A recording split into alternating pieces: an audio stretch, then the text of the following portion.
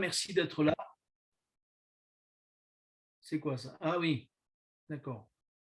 C'est l'enregistrement, c'est ça? Toujours ça m'impressionne ce truc. Donc merci à vous qui êtes là, merci d'être là au milieu de nous et croyez que ce que vous avez demandé, vous l'avez reçu. C'est ce que disait le Seigneur Jésus, hein? Si vous croyez que vous l'avez reçu, vous le verrez s'accomplir. Alors croyons-le ensemble. Ce soir, j'aimerais lire avec vous, s'il vous plaît, dans le livre de la Genèse à partir du chapitre 4. Le livre de la Genèse à partir du chapitre 4 et à partir du verset 1. J'aimerais commencer une série d'études, si le Seigneur le permet, qui parle des hommes que Dieu agrée et pourquoi. Est-ce que vous savez ce que ça veut dire agrée? Dieu agrée. Eh bien, que Dieu accepte, que Dieu reconnaît, que Dieu approuve, que Dieu approuve. Eh bien, il y a des hommes dans la Bible qui ressortent beaucoup plus que les autres. Et non pas à cause de leurs actions, non pas à cause que, oui, on va vous parler de Samson, et c'est vrai. On va vous parler de Moïse qui a ouvert la mer, et c'est vrai. Et on pourrait parler de hommes comme ça, et on pourrait dire, mais c'est parce qu'ils ont fait des grands miracles. Non, mais ce n'est pas à cause de ça que Dieu les agrée. C'est parce qu'il y a d'autres choses dans leur cœur. Il y a d'autres choses qui s'est exprimées dans leur cœur, et au travers de l'expression de leur cœur, Dieu a vu des choses que si nous ne prêtons pas attention, on pourrait passer à côté.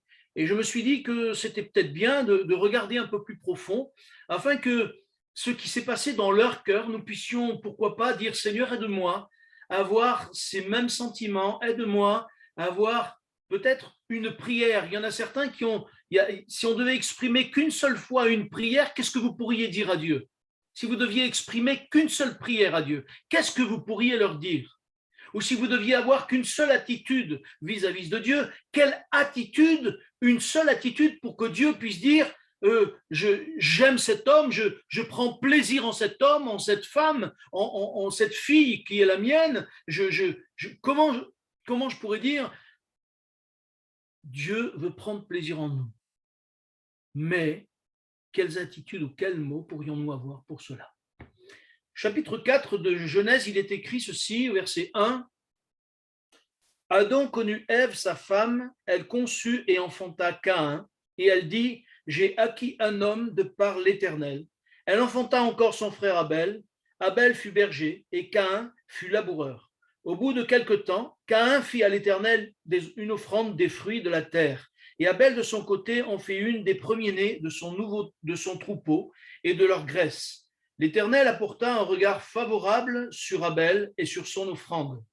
Mais il ne porta pas un regard favorable sur Caïn et sur son offrande.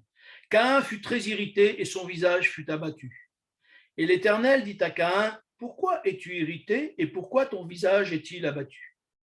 Certainement, si tu agis bien, tu relèveras ton visage, et si tu agis mal, le péché se couche à ta porte et ses désirs se portent vers toi, mais toi, domine sur lui. Amen. Je peux dire que nous voulons tous être bénis de Dieu.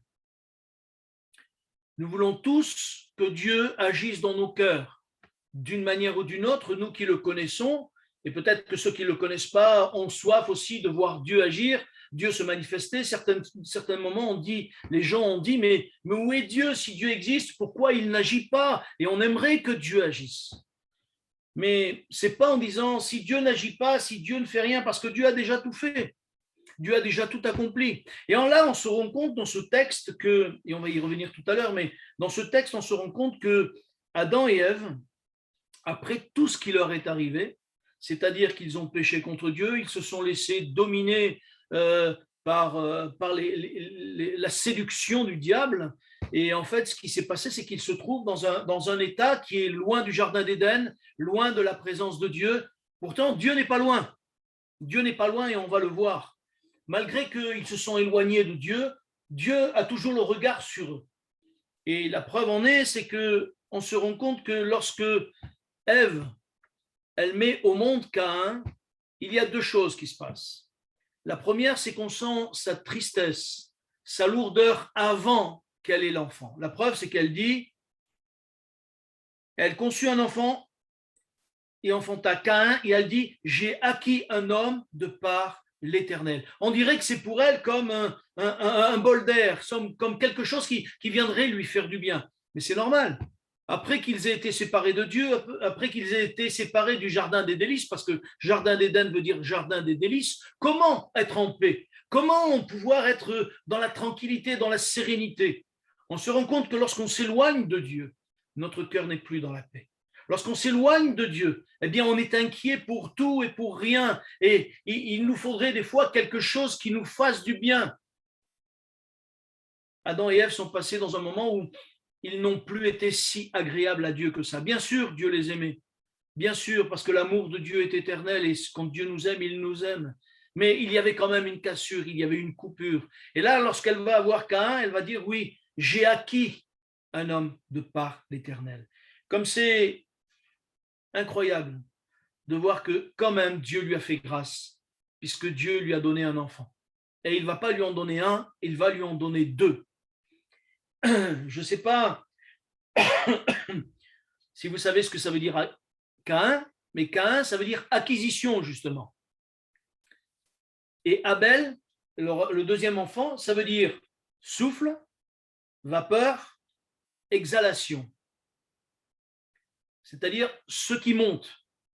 Alors, est-ce que on a donné ce nom à Abel avant ou après sa mort? Je ne sais pas.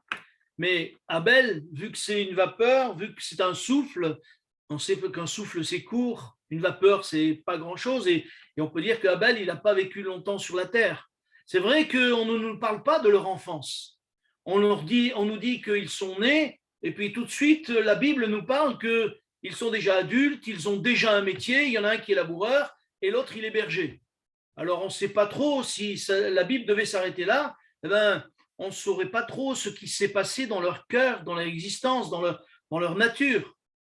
Mais la Bible va plus loin parce que je crois que le désir de Dieu, c'est que nous puissions apprendre au travers de toutes ces personnes que le Seigneur a voulu qu'ils soient marqués sur la parole de Dieu, que nous puissions apprendre ce qu'il faut faire et ce qu'il ne faut pas faire, ou ce qu'il ne faut pas faire et ce qu'il faut faire.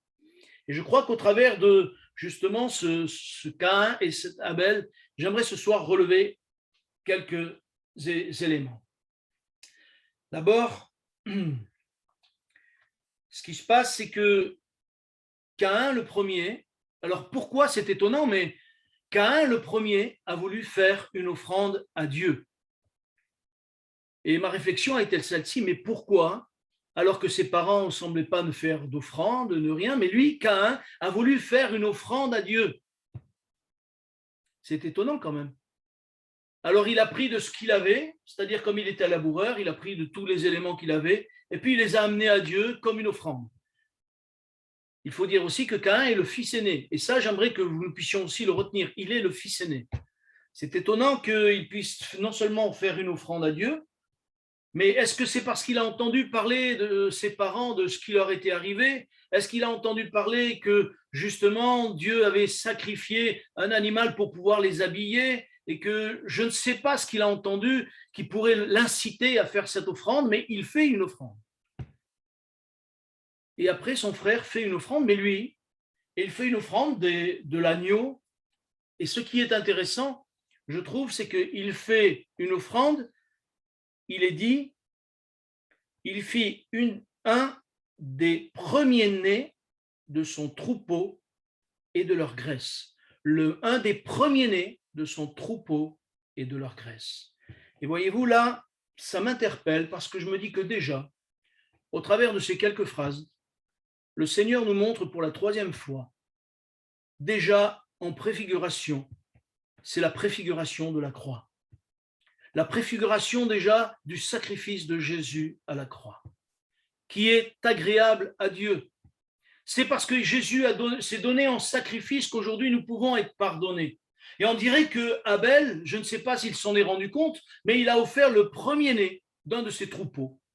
comme offrande, comme s'il voulait être pardonné de son péché, comme s'il voulait presque que le péché de ses parents ne puisse pas s'attacher à lui et que lui-même puisse aller de l'avant, que lui-même puisse connaître Dieu. Parce que si Caïn avait le désir d'être béni de Dieu, et je pense, ça c'est ma pensée, mais je pense matériellement, de la même manière qu'il disait, si je fais une offrande à Dieu, eh bien Dieu va me bénir.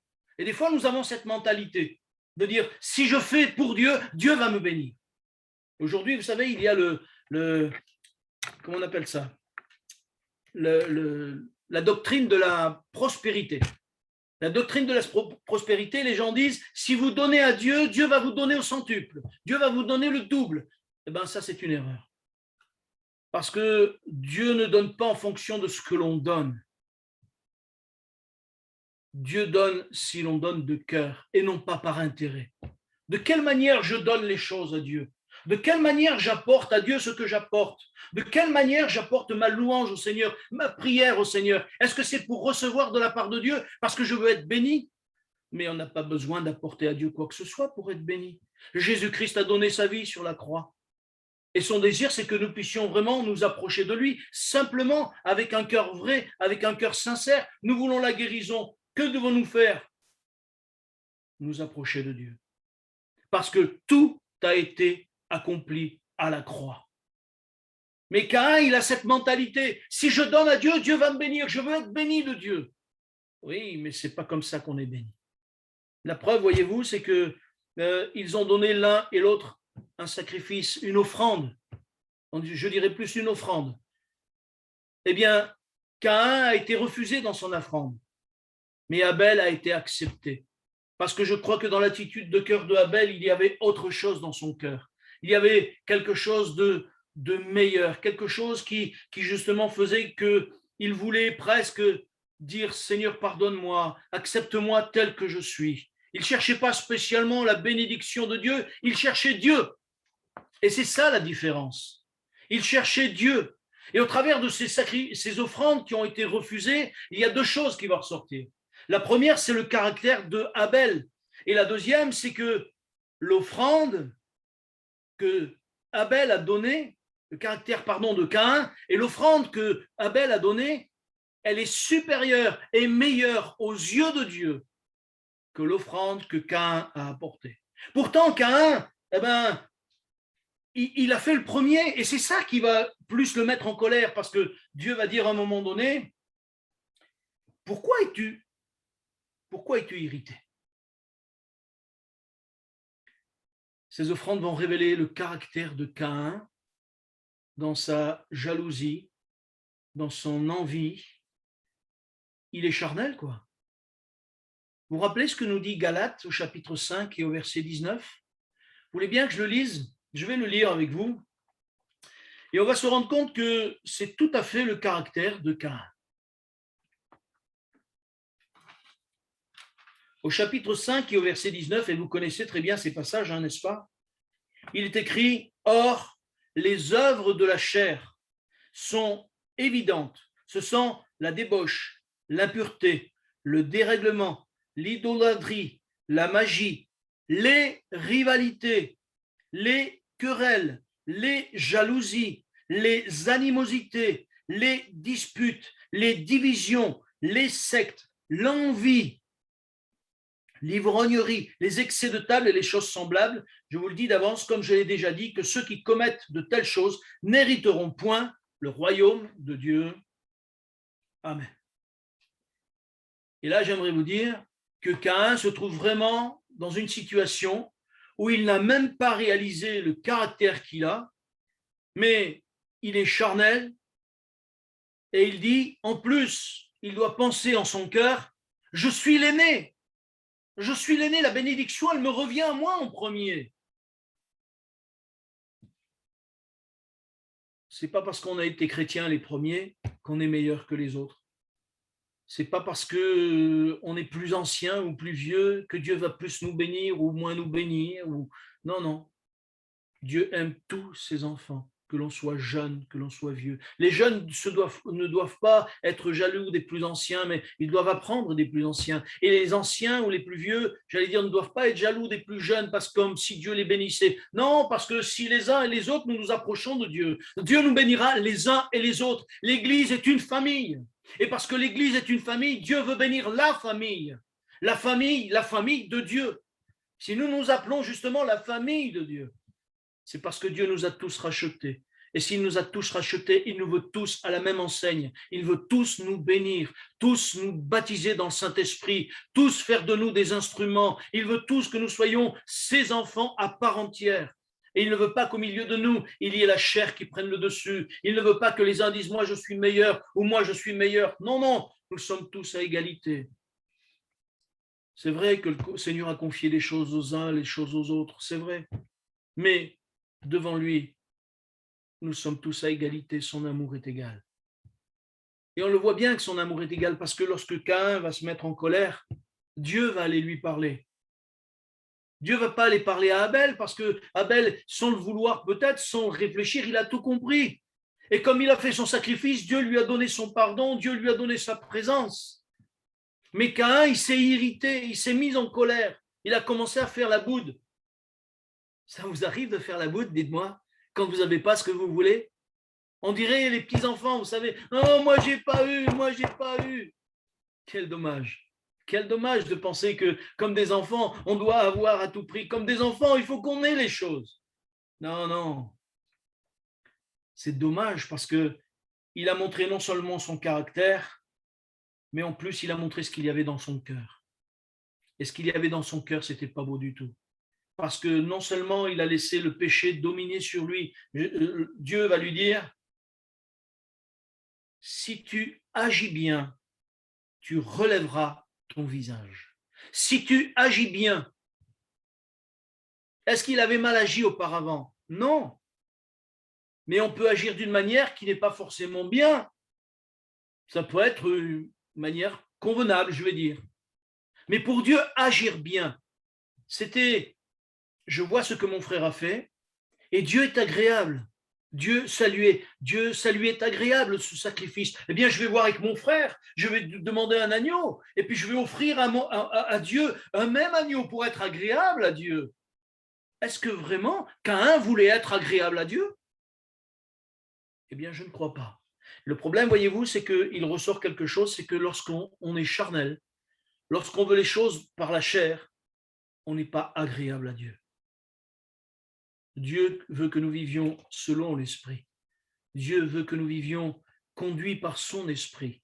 Et Dieu ne veut pas que nous vivions par la chair et en voulant acquérir ceci ou cela. C'est vrai que le nom de Caïn veut dire acquisition, c'est vrai. Et il avait envie peut-être d'acquérir des choses. Vous savez, ça me fait rappeler un peu Jacob, qui au début va dire à Dieu, mais je marcherai avec toi si tu me bénis. Après, il va changer d'attitude, et ça nous le verrons plus tard, mais il va changer d'attitude. Mais au début, il dit à Dieu, je serai avec toi, je marcherai avec toi si tu me bénis. Si tu me bénis, si je vois que je prospère, alors je marcherai avec toi. Dieu n'a rien dit au départ. Mais après, Jacob a changé d'attitude. Mais là, Caïn n'a pas changé d'attitude. Et parce qu'il n'a pas changé d'attitude, son problème, il s'est empiré. Et on le sait très bien. Parce que s'il aurait écouté ce que Dieu lui disait, il n'aurait pas tué son frère. Il n'aurait pas tué son frère. Et il aurait eu la présence de Dieu, la gloire de Dieu sur sa vie.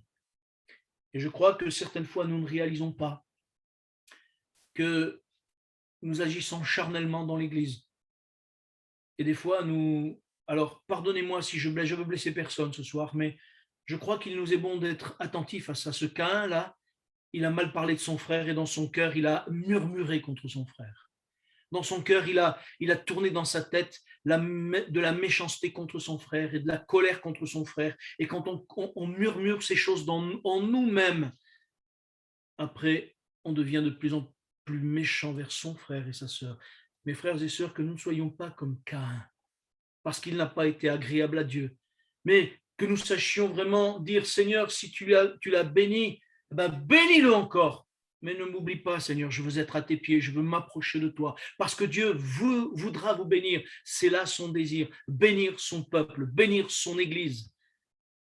Ah, moi, j'aime beaucoup le caractère de Abel, pardon. Abel, il a un caractère qui est totalement différent. Il est berger déjà. Je crois que pour être berger, vous savez, il y a quelque chose qui pour moi, je me trompe peut-être, je ne connais pas trop les bergers, mais le peu des images des bergers que j'ai, c'est des hommes qui sont obligés d'attendre, d'attendre, d'attendre et de veiller sur le troupeau. De veiller sur le troupeau pour qu'on ne relève pas une brebis. De veiller sur le troupeau pour qu'une brebis ne soit pas en difficulté, qu'elle ne tombe pas dans un fossé. Il va prendre soin de sa brebis. Et la différence, je pense, d'Abel qui est berger, ça nous parle quand Jésus dit que si la brebis, elle s'égare, il va la chercher, il laisse les 99 pour aller chercher celle qui est perdue. Et c'est ça, je pense, la mentalité. Et non, c'est ça, seulement c'est ça. Mais dans Hébreu, au chapitre 11 et verset 4, il nous est dit que, eh bien, on va le lire si vous le voulez bien. Hébreu, chapitre 11, verset 4.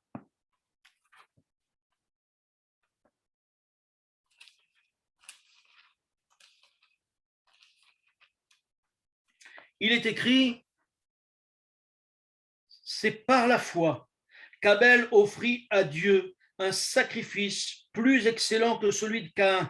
C'est par elle qu'il fut déclaré juste, Dieu approuvant ses offrandes, et c'est par elle qu'il parle encore, quoique mort. Amen. C'est par la foi. Et Abel a donné son offrande, a fait son offrande, mais par la foi. Et c'est par la foi qu'il a vraiment été agréable à Dieu. Au verset 6 du chapitre 11, il est écrit ceci.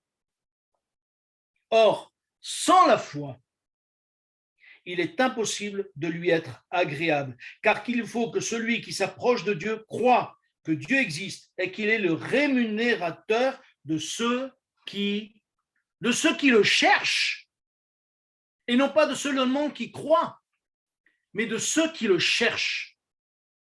Et je crois que notre vie chrétienne, tout au long de notre vie chrétienne, et je crois que nous y reviendrons, doit se baser sur notre recherche, la recherche de Dieu. Mais vous allez me dire, mais j'ai trouvé Dieu. Oui. Mais si tu as trouvé Dieu, tu ne connais pas ce qu'il est.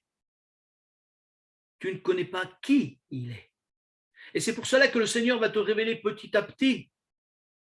Nous y reviendrons d'autres temps, mais connaissons-nous ne serait-ce Dieu comme Moïse l'a connu. Moïse a vu Dieu de dos. Et Dieu lui a dit, tu ne peux pas me voir ma face. Si tu vois ma face, tu vas mourir. Il a vu Dieu de dos. Et il a été complètement différent. Ce n'était plus le Moïse de l'Égypte, c'était le Moïse qui avait vu Dieu de dos. Et sa nature a été différente, son caractère a été différent. Mes frères et sœurs, si nous voulons être agréables à Dieu, je crois qu'une des premières choses qu'il nous faut faire, c'est avoir cette foi simple. C'est vraiment être comme un Caïn, comme un Abel, pardon, et non pas un Caïn. Être un Abel, celui qui veut prendre soin, celui qui veut entourer, celui qui veut prendre soin de sa sœur, celui qui veut prendre soin de son frère, celui qui s'occupe de ceux qui souffrent pour prier pour eux, celui qui ne cherche pas son intérêt, celui qui ne cherche pas Dieu pour la bénédiction seulement, mais qui cherche Dieu pour qui il est. Parce qu'il est plein d'amour, il est plein de compassion, il est celui qui nous aime et nous devons l'aimer pour ce qu'il est et non pas pour ce qu'il nous donne. Jésus va dire chercher premièrement le royaume et la justice de Dieu. C'est quoi chercher premièrement? On en revient à chercher premièrement le royaume et la justice de Dieu. Bien, c'est déjà rechercher Dieu. Et le Seigneur Jésus dit, et toutes choses vous seront données par-dessus. Ne cherchons pas les bénédictions, cherchons Dieu, parce que les bénédictions, elles suivront. Si Dieu est avec nous, qui sera contre nous? Si Dieu est avec nous, qui pourra nous atteindre? Qui pourra nous faire du mal sans que Dieu l'ait permis? Si Dieu est avec nous, qui nous empêchera d'être bénis et de multiplier? Et celui que nous devons chercher, c'est Dieu. Faire comme Abel qui a cherché à plaire à Dieu. C'est pour cela que le début de mon message, c'était ça. C'était de ceux qui sont agréés de Dieu. ce que Dieu agrée. Et pourquoi? Eh bien, le pourquoi, c'est parce que Abel a cherché Dieu et qu'au travers de l'offrande qu'il a faite, il a voulu dire à Dieu, voilà, je suis là avec mon problème, avec mes difficultés, avec mon péché. Et Dieu a agréé. Et Dieu a béni sûrement beaucoup plus Abel, même si Abel est mort après. Vous allez me dire, oui, mais il est mort. Oui, mais il est mort, mais il est avec Dieu. Caïn, j'en suis pas si sûr que ça. J'en suis pas si sûr que ça. Mais Abel est avec le Seigneur. Et je crois que ce qui est agréable à Dieu, c'est que nous puissions rechercher Dieu.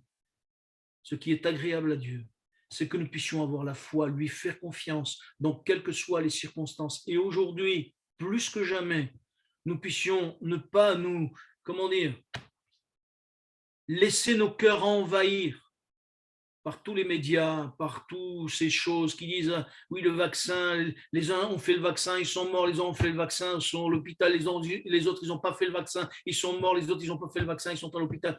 Oui, que ce soit d'une manière ou d'une autre, les uns et les autres, ils auront toujours raison, ils auront toujours tort. On ne sait pas ce qui est bien, ce qui est mal. Mais moi, ce que je sais, c'est que j'ai confiance en mon Sauveur. Ce que je sais, c'est que j'ai confiance en mon Dieu et que lui qui m'a sauvé, lui qui a su me mettre à part, lui qui a su venir me chercher, eh bien, il saura me garder dans les temps de pandémie, quelle qu'elle soit. Et si je dois partir avec lui, eh bien, que le Seigneur soit béni. Et si je dois rester, qu'il soit glorifié. Dans tous les cas de figure, je veux lui faire confiance et jusqu'au bout, rechercher sa présence. Mes frères, mes sœurs, mes frères, ce soir, c'est ce que j'avais à cœur de vous dire, que nous puissions être agréables au Seigneur. Et voilà une des premières choses que j'aimerais vous dire sur le fait d'être agréable à Dieu. On peut prier, s'il vous plaît? Seigneur, tu es notre Père, et je crois que tu es celui qui nous tient dans ta main, comme plusieurs l'ont dit dans les prières.